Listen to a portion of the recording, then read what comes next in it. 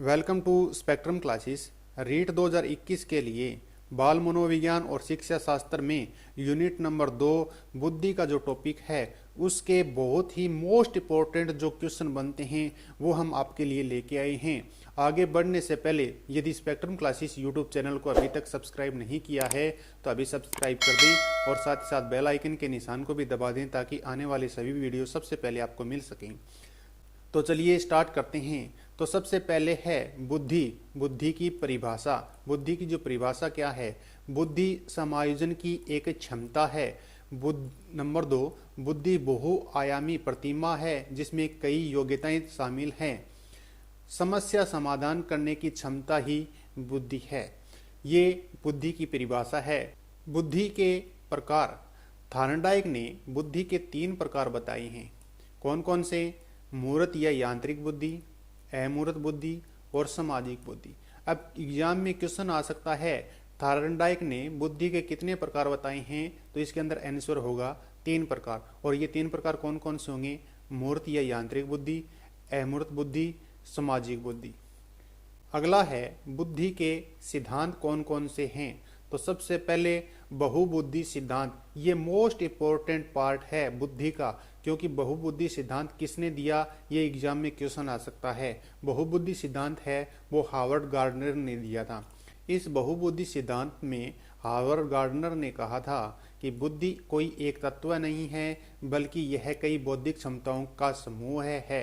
Number 2, हमारी बुद्धि 10 बौद्धिक क्षमताओं से मिलकर बनी है, क्योंकि वातावरण किसी एक के लिए अनुकूल मिलता है इसलिए बाकी के 9 दब जाते हैं। ये बात गार्डनर ने कही थी। कौन से सिद्धांत के अंदर? बहुबुद्धि सिद्धांत के अंदर। अब क्वेश्चन आ सकता है कि हमारी बुद्धि कितनी प्रकार की बौद्धिक क्षमताओं से मिलकर बनी है, तो इसके अनुसार आएगा 10 बौद्धिक क्षमताओं से मिलकर बनी है और इसके अंदर एक ही एक्टिवेट होती है और बाकी 9 दब जाती है।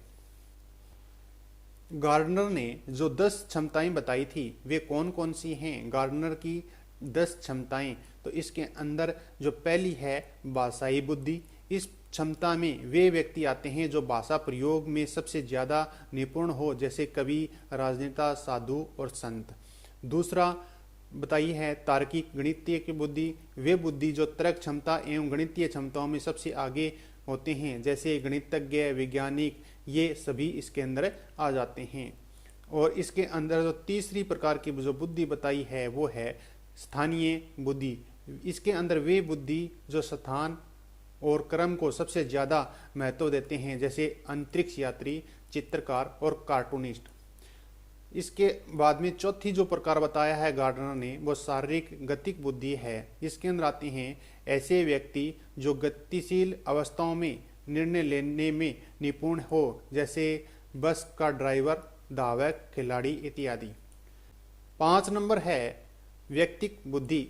एक व्यक्ति जो दूसरी व्यक्तियों को मनोदशा, भावनाओं आदि को समझकर उनसे कोई भी कार्य करा ले, जैसे सेल्समैन, बीमा एजेंट, राजनेता, साधु संत इत्यादि इसके अंदर आते हैं। अगली है छठी नंबर की जो बुद्धि का प्रकार बताया है वो अंतराय व्यक्तिक बुद्धि है। ऐसे लोग जो खुद को किसी भी परिस्थिति में समायोजित कर लेते हैं, जैसे शिक्षक, अभिभावक इत्यादि। संगीतीय बुद्धि। वे व्यक्ति जो संगीत के साथ राग लय की गहरी समझ रखते हैं, जैसे गीतकार, संगीतकार, गायक, इस प्रकार के बुद्धि के अंदर आते हैं। 8वां प्रकार बताया है वो प्राकृतिक बुद्धि का है। वे व्यक्ति जो जीव जंतुओं, पेड़ पौधों या खनिजों की गहरी समझ रखते हैं, जैसे जंतु विज्ञानी, वनस्पति शास्त्री इत्यादि इसके अंदर आते हैं।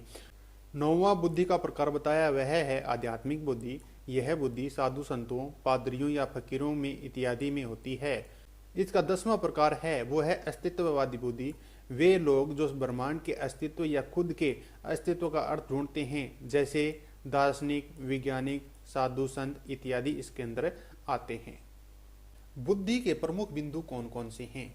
अगर सभी के लिए उचित वातावरण उपलब्ध हो जाए तो सभी 10 की 10 बौद्धिक क्षमताएं उस स्तर तक विकसित की जा सकती है। नंबर 2, अलग अलग शिक्षकों को अलग अलग बौद्धिक क्षमताओं की सहायता से सिखाना चाहिए। नंबर 3, हो सकता है कुछ लोग जीवन के शुरू में बुरा या बाद में अच्छा प्रदर्शन करें।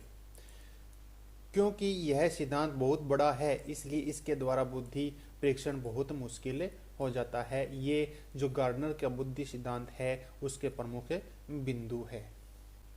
बुद्धि का अगला सिद्धांत आता है वो त्रितंत्र सिद्धांत आता है।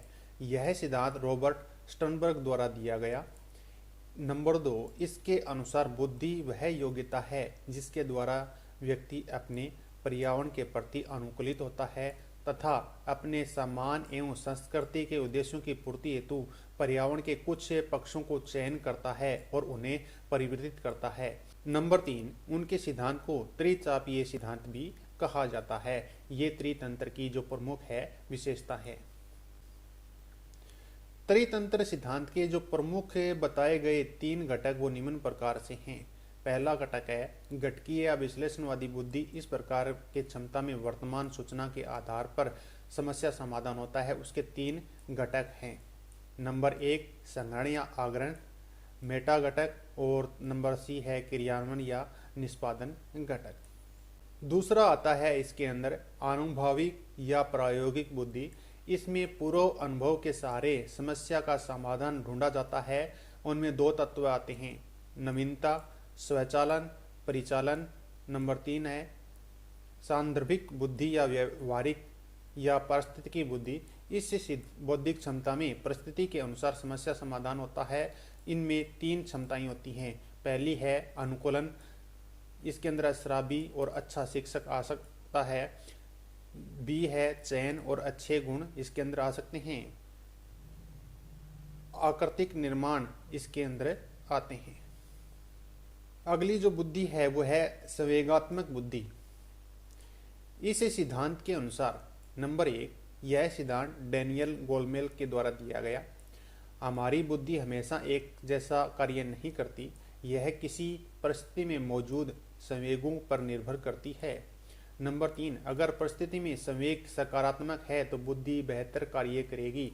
अगर संवेग नकारात्मक है तो बुद्धि अच्छा तरह से कार्य नहीं करेगी। उदाहरण, एक विद्यार्थी का एक प्रश्न को घर पर सही और परीक्षा भवन में गलत हल करना। नंबर 4, यद्यपि संवेगात्मक बुद्धि का सर्वश्रेष्ठ प्रयोग सेलोबी एवं मेयर ने किया था। नंबर 5, व्यक्ति की सफलता 20% बुद्धि लब्धि और 80% संवेगात्मक बुद्धि पर निर्भर करती है। ये मोस्ट इम्पोर्टेंट क्वेश्चन है कि बुद्धि की जो सफलता है वो कितने % बुद्धि लब्धि पर और कितने प्रतिशत संवेगात्मक बुद्धि पर निर्भर करती है। ये मोस्ट इम्पोर्टेंट है। संवेगात्मक क्षमताओं के समूह कौन कौन से हैं? संवेगात्मक समूह के 4 क्षमताएं हैं। इसके अंदर सबसे पहली है स्व जागरूकता, आत्म प्रबंधन। नंबर 3 सामाजिक चेतना। नंबर 4 सामाजिक कौशल। नोट, इसलिए शिक्षक को कक्षा में मित्रवत सहानुभूतिपूर्ण एवं सकारात्मक वातावरण का निर्माण करना चाहिए ताकि संवेग सकारात्मक हो सके। यानी कि संवेग सकारात्मक होगा तो बुद्धि लब्धि भी अच्छी होगी। ये संवेगात्मक बुद्धि की विशेषता है। अगला है बुद्धि का त्रिआयामी बुद्धि का सिद्धांत। यह सिद्धांत जेपी गिलफोर्ड के द्वारा दिया गया है। नंबर 2, इसमें त्रिविमीय तथा धनात्मक तथा बुद्धि संरचना ऐसा ही मॉडल कहा जाता है इसे। नंबर 3, गिलफोर्ड मानते थे कि बुद्धि सभी क्षमताओं को किसी घन की 3 विमाओं पर प्रदर्शित किया जा सकता है। इनके द्वारा जो बताई गई 3 आयाम निम्नलिखित हैं। नंबर 1 संक्रिया। संक्रिया से एक व्यक्ति द्वारा किए जाने वाले मानसिक प्रक्रियाओं का बोध होता है। इनमें 6 क्षमताएं शामिल है। संक्रिया के अंदर 6 क्षमताएं शामिल है। वे कौन कौन सी है? संज्ञान, समर्थी लेखन, समर्थी धारण, अभिसारी चिंतन, अपसारी चिंतन और मूल्यांकन। ये संक्रिया के अंदर शामिल है। बी है विषय वस्तु। विषय वस्तु में सूचनाओं या समस्याओं का बोध होता है जिन पर संक्रिया होती है। इनमें 5 प्रकार है। पहला दृश्य, श्रव्य, आकृतिक, शाब्दिक, भाषा विषयक या व्यवहारिक। यानी कि विषय वस्तु है। विषय वस्तु के अंदर 5 प्रकार है, दृश्य, श्रव्य, आकृतिक, शाब्दिक या भाषा विषयक और व्यवहारिक। और तीसरा है उत्पाद। प्रोडक्ट, इसके द्वारा विषय वस्तु और संक्रिया के संयोग का परिणाम प्राप्त होता है। इसमें 6 प्रकार है। उत्पाद के अंदर 6 प्रकार हैं। पहला इकाई, वर्ग, संबंध, प्रणाली, रूपांतरण, आशय या निहितार्थ, ये इसके प्रोडक्ट के अंदर आते हैं।